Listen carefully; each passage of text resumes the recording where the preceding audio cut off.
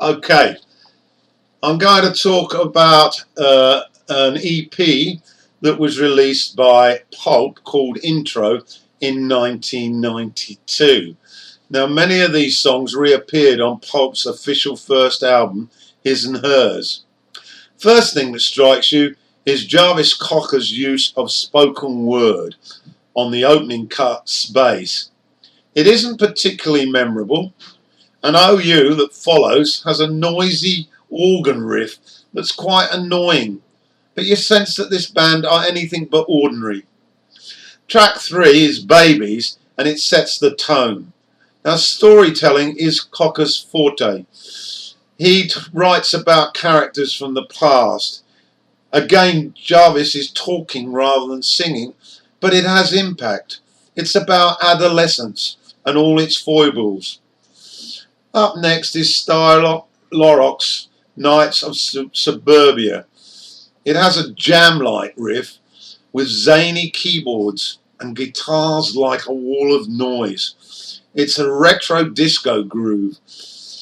Next up is Razzmatazz, a nice slower paced song about the oddity of families. It has an orchestral backdrop. My favourite track is Sheffield SEC City. It's another narrative and describes the area where this girl lives. And she describes hearing the first sex act of her life at the gentle little age of 11. The music then creates that dreamy nightclub tempo. It's back into the disco, and you know Pulp have arrived and found their niche.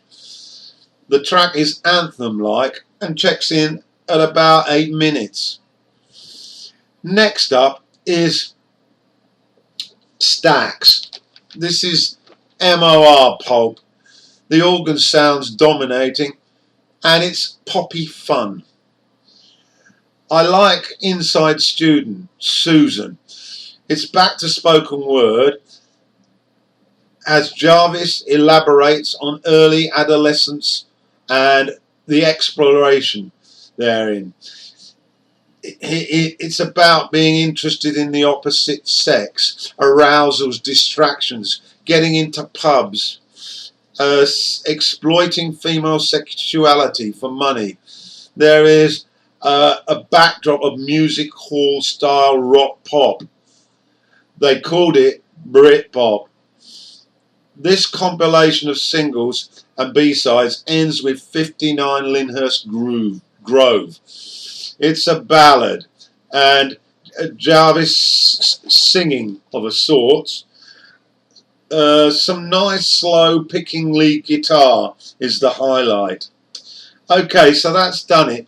A short review on Intro. We're all aware that there was better to come from Pulp, but an interesting start.